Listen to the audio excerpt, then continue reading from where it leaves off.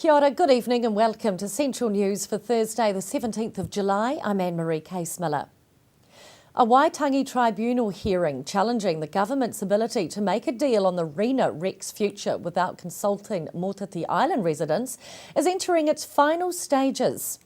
A 3-day hearing held in Tauranga under urgency at the start of July challenged the government's ability to make a deal with the Rena's owners and insurers over the wreck's possible future without specifically consulting with or informing Motiti Island residents of the intention. Two Motiti Island hapu are claiming the government's failed to consult, warn or inform them over consultations that led to the agreement with the container ship owners and insurers over the deed of settlement. They're saying it's a breach of the Treaty of Waitangi. The deed resulted in the government being paid $27.6 million, with another $10.4 million to be paid if the remainder of the wreck can be left on the reef. Currently, there's no direction or announcement from the government about who gets the $10.4 million. The hearing ran out of time and was adjourned on July the 2nd, and now the hearing is entering its final stages, with parties requested to file closings on all other matters no later than 4 p.m. on Thursday, July the 31st this year. A planned $102 million flyover project to reduce traffic congestion between Bay Fair and Bay Park is gaining public support. Hundreds of people took part in the information session at ASB Arena on Tuesday, where NZTA provided detailed design plans for the two flyovers and relocation of train tracks that will hopefully relieve congestion at the Maunganui-Girvan Road intersection. To help answer questions, the project team discussed construction timings, pathworks and earthworks, as well as stormwater effects and the future use of the Lifton Place walkway with the public. NZTA project manager Greg Stevens says feedback for the overall project has been overly supportive, with the public keen to see current traffic issues facing the area rectified.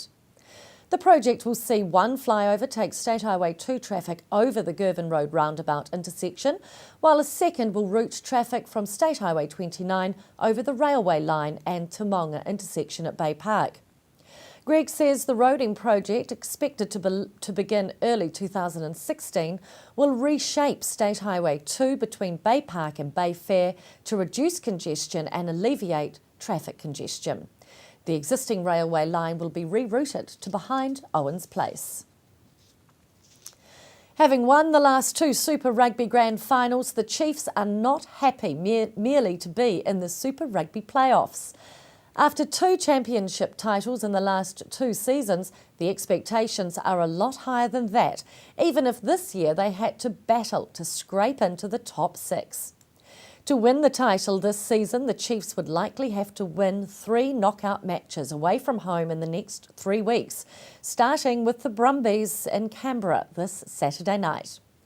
The Chiefs have had a poor record against Australian teams this season, losing to the Force, Brumbies and the Waratahs, while they only managed to score 1 try when beating the bottom place Rebels 22-16 in Hamilton after returning from South Africa.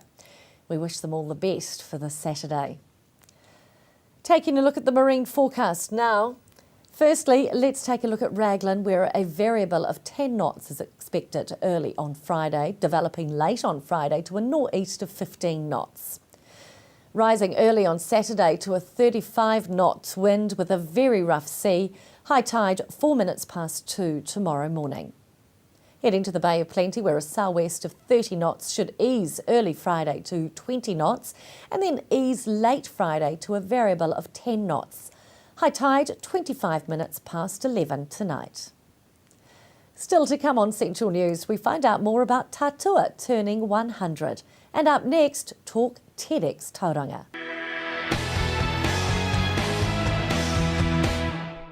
Kia ora, welcome back to Central News. TEDx, ideas worth spreading, is the philosophy behind it, and TEDx is taking the world by storm, with events popping up all over the globe. There's a TEDx event to be held this weekend in Tauranga, and Hillary caught up with the organiser. So Sheldon, let's start with the basics. What is TEDx for those who don't know? Okay, so it's based on TED conferences. So TED conferences have been going since the 80s, and then they've been gaining in popularity ever since. But even still, I talk to people all the time about TED, and only maybe a quarter of the people that I talk to have actually heard about it. But only a few years ago, 3 or 4 years ago, they decided, let's spread this a bit more around the world. So they created TEDx. So X means independently organised. So they give you a bit of a rule book and some guidelines to follow, but otherwise anybody in the world can set up their own TEDx event. You held the event last year. Why did you want to bring it to Tauranga? Okay, so I went to TEDx Auckland 3 times and really loved it, and sat in the front row one time and started talking to a few of the organisers there.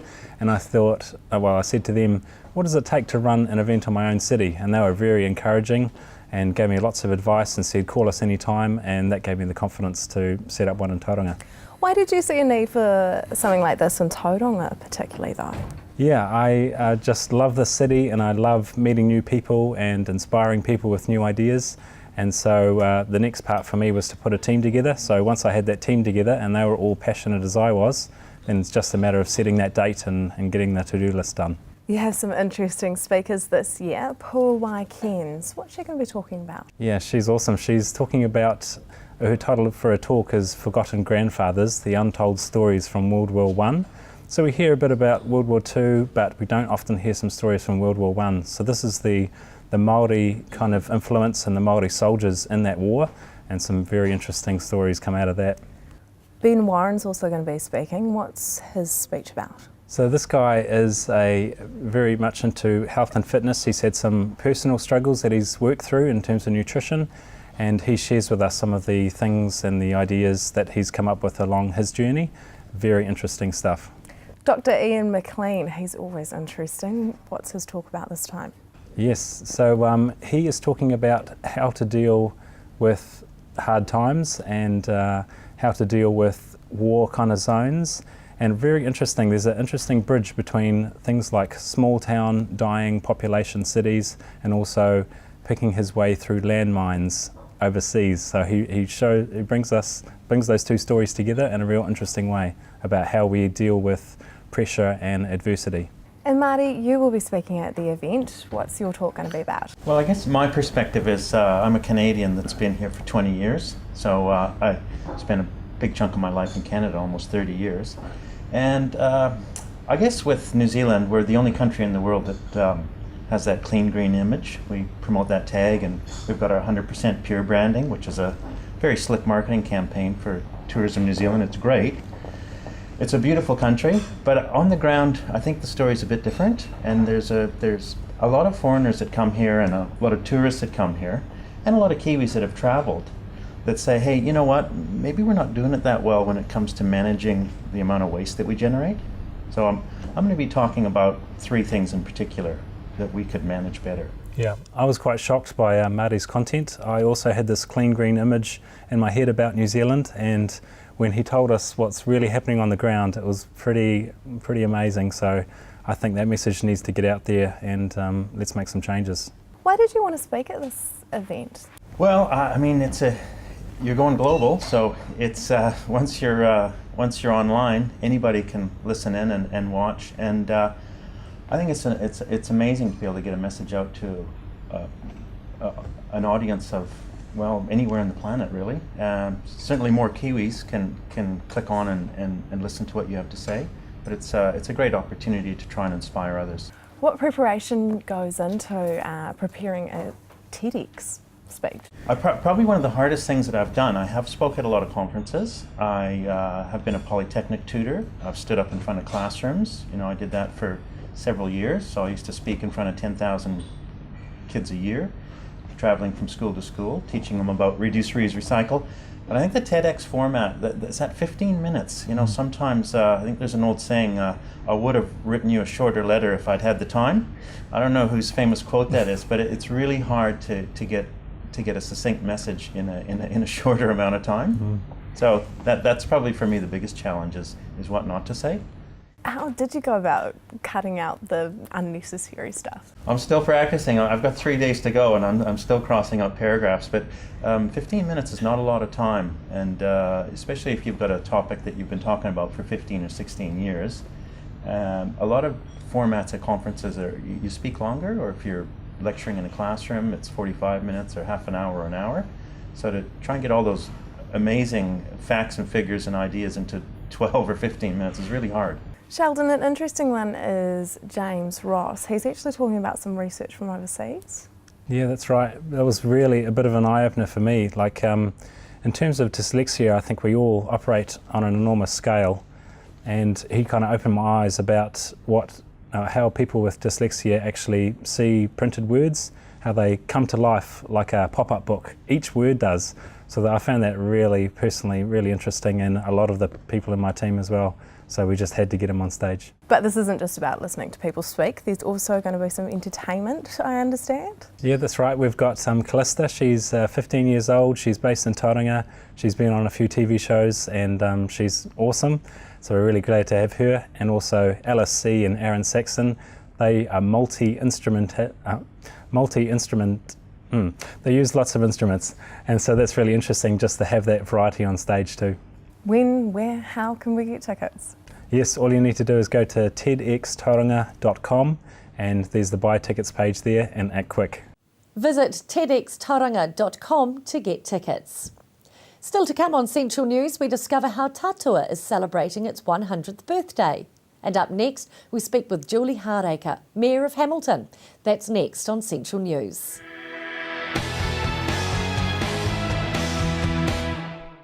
Welcome back to Central News. It's a year of celebration for Hamilton City as it reaches the milestone birthday of 150 years. Added to this is the 50th birthday of University of Waikato and 90 years since Wintec opened its doors. I spoke with Julie Hardacre, Mayor of Hamilton, to find out more about the upcoming celebrations and a reunion recently held focusing on civic leadership over the decades. Look, this was an idea we came up with, and it was an absolutely wonderful night, I have to say. So we invited all of the people that we could locate who had been on the council, mayors and councillors, and we had a great turnout, and it was just a wonderful, it was like a high school reunion in some ways. So that can be good and bad, but look, it was all good. And many people that came, this was the first time they'd caught up with colleagues that they had been on the council with, decades ago. So a lot of fun, and it was very light-hearted and very informal. But we've now displayed all of our pictures from our photographs from our councils of the past. So those are now displayed in the public civic area. So a lot of fun looking at those and talking about and reminiscing about the old days. I learnt a lot about how decisions were made a few decades ago, and they certainly were made a lot quicker and with less consultation than you would do today, that's for sure, and some interesting and funny stories from the past. And then we brought out the original mayoral chair that Mayor Bond had commissioned.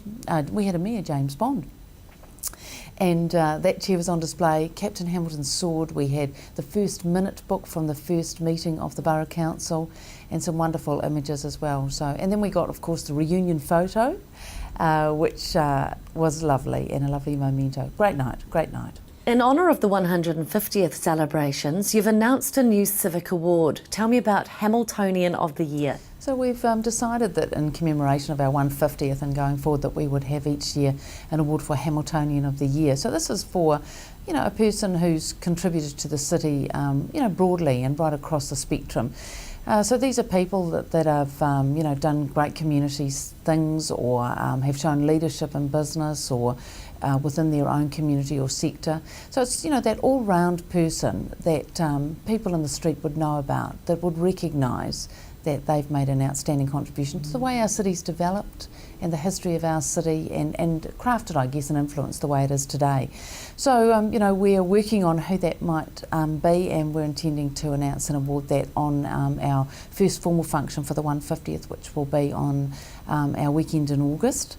And I'm looking forward to that. So a lot of work going on at the moment about who that might be, but pretty exciting. And you've got a big weekend coming up in August with the official celebrations. Big weekend. So we're having a full-on weekend that weekend because we've got a ball which we're having in conjunction with Wintec and the university, who are also celebrating milestones, of course. And then on the Sunday we've got our official formal recognition of the 150th year. So that's going to start the day with we're going to be on the Wintec Marae, and that'll be a fantastic Maori event to recognise the history of Maori in this region, long before, of course, European set foot. And there's a wonderful and rich history of Maori involvement in Kirikiriroa, and how plentiful it was from a food perspective, which is interesting because today, of course, that's where we derive our success economically. So then the day will be formal speeches and singing and all the formalities that you would expect, you know, for the official recognition. But I think, you know, it's a public event and it's a chance for people to reflect on our 150 years and before that, and also to look to the future. You know, what's our next 150 years going to be like as a city? You know, we are growing fast. We are a major player in New Zealand's economy, and you know, we've got a great lifestyle here. So I think the next decade and beyond is going to really define our city, and it's a chance to talk about that as well. So that's a public day, open for everyone to come along, and I do hope that lots of people come. Middle of winter, but that's okay because, you know, it's about recognising our past and celebrating our future. Wisely, you've deferred the birthday party till summer. Tell me about what's happening in November. Look, big birthday party. So just think birthday party, and I'm sure that'll come to mind for everyone. So, you know, it's a lot of planning going on for that at the moment, but that's about families, because our city is about families. It's about being together and, you know, having a great time. So we're going to be shutting down Victoria Street, and we're going to have things on the river and lots of entertainment and a birthday cake, of course, the big birthday cake. At that time also, Riff Raff are celebrating its 10th birthday, and I know that they are working hard on getting together, you know, the Guinness Book of Records time warp.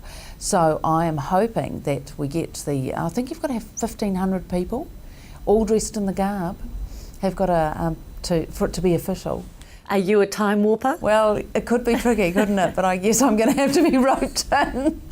But look, lots of fun, and there'll be, you know, a bit of formality, I guess, with the cutting of the cake. But it's about a party to celebrate who we are, our identity, and what the future might be. What do you think that future might be?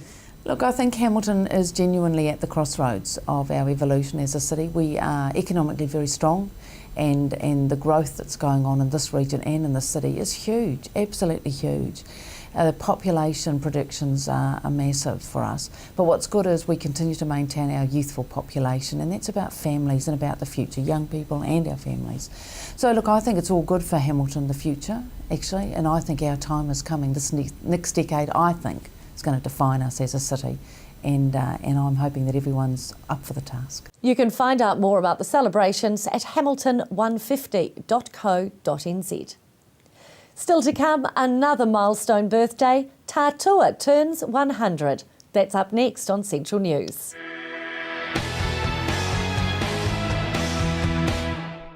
Kia ora, welcome back to Central News. June the 16th marked 100 years since 7 men formed Tatua Dairy Cooperative. The anniversary has been acknowledged in a book distributed to all shareholders, outlining the history, developments and achievements of the past 100 years. I spoke with CEO Paul McGillivray and found out that despite all the changes over the 100 years, some things just stay the same. Paul, despite all the changes in the world and in dairying over the past 100 years, have the underlying principles of Tatua remained the same? Yeah, pretty much. They have. We're a cooperative and we like to cooperate, which is the ethos of a cooperative.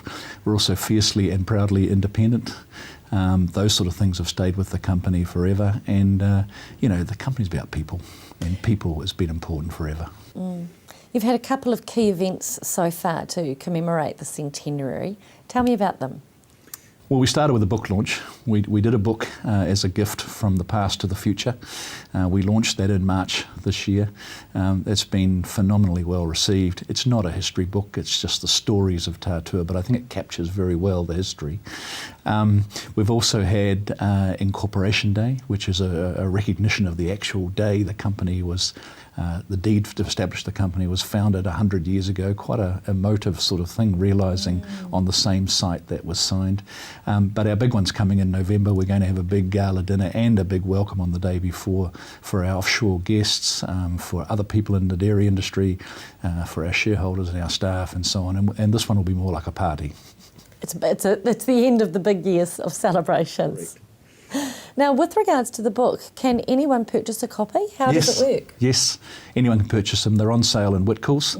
We, of course, have given a lot away, but they are definitely on sale and available. Do you think there's a secret to Tatua's success? Not really. Not really. The book makes it pretty clear, in terms of all the things that have made up Tatua.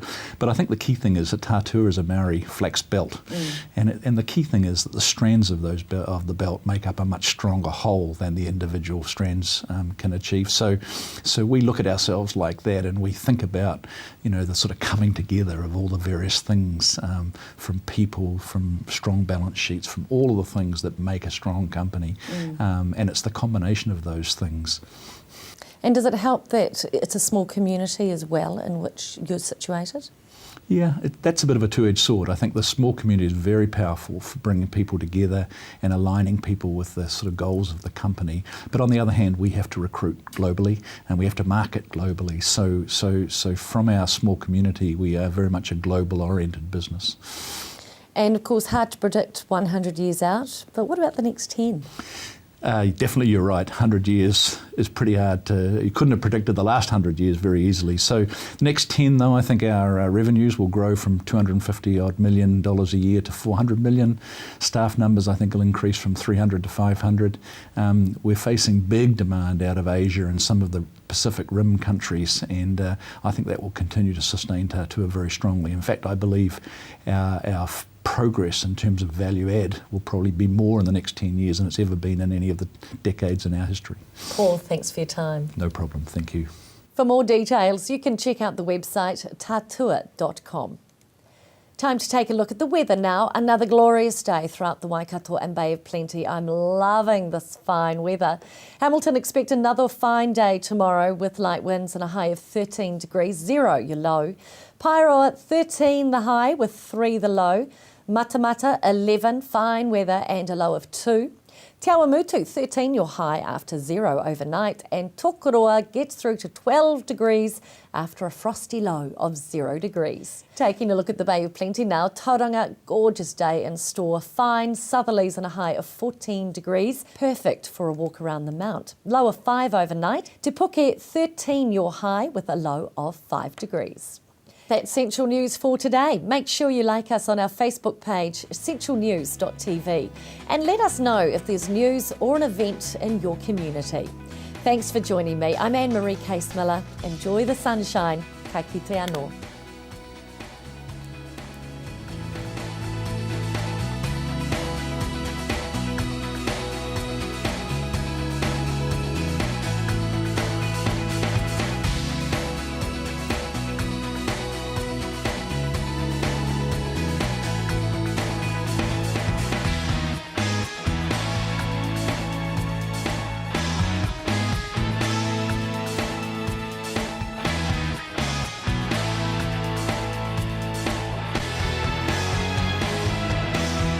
This has been an Alpha Media production, a division of Television Media Group. Supporting local content so you can see more of New Zealand on air.